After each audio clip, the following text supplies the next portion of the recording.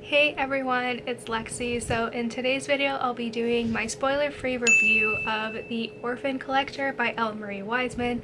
For those of you who don't know, this is the Tales and Teacups book club picks for the months of November and December.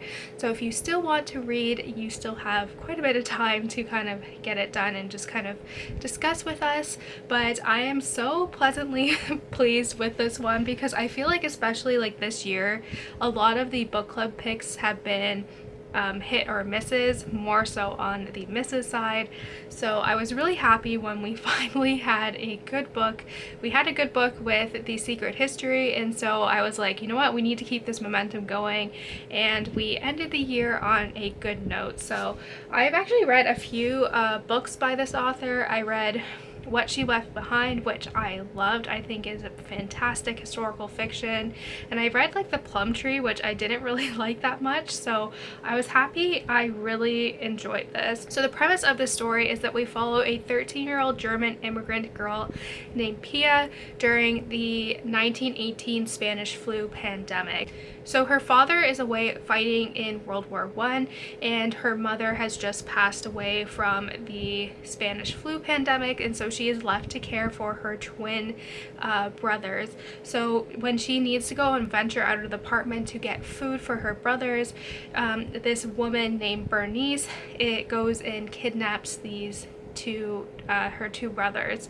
And so Bernice is very xenophobic. She blames the immigrants for the death of her newborn baby because her son passed away from the Spanish flu as well, and her son couldn't be admitted to the hospital because they were just overwhelmed with patients, and she blames the immigrants for it. So she's like, these babies, I can basically, they're too young to kind of have the German traits to them, so she can like purify them of that and take care of them.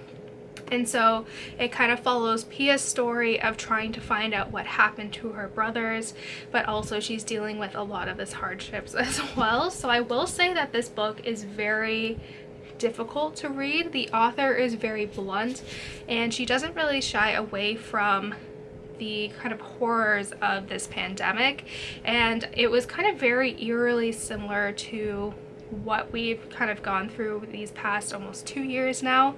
So it was very interesting to draw parallels from this pandemic that was over 100 years ago, and just the similarities and a lot of that fear that we had in the beginning of 2020. It was very similar to what these characters were going through now.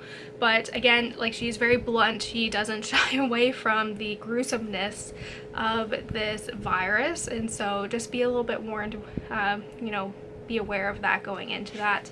But this author really does a tremendous job at painting this kind of world, and I think it's interesting because I think this was published in early 2020, so kind of before we knew what was really going on, and just the similarities were really freaky, and she does a really good job at really kind of putting you front and center in, you know, 1918 Philadelphia during this big Spanish flu outbreak.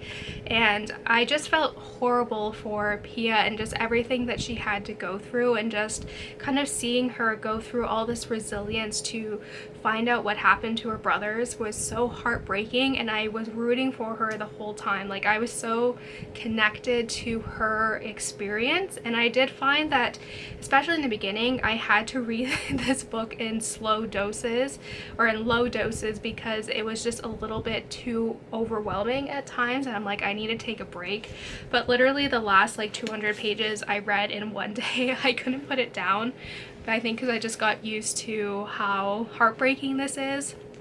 But yeah, it was honestly such a tremendous story, and I think Bernice being the villain in here, she's a really flushed out villain, and you just hate her from the beginning. Just her kind of anti-immigrant, you know, like what she's thinking is just horrible, and she's just a terrible person, and she's a perfect villain for this because she doesn't have any redeeming qualities. And I think she draws, again, a lot of parallels to the xenophobia we've seen kind of come out of this pandemic as well. So I think she's a good kind of character that kind of shows that, which I think is really interesting. Like I said, this book was honestly so good, and I even like, because I've been reading the ebook versions because of my hand and it's hard to hold a book open, so I was reading the ebook and I was like, I looked down at the page count and I was like, oh my god, I have like 10 pages left.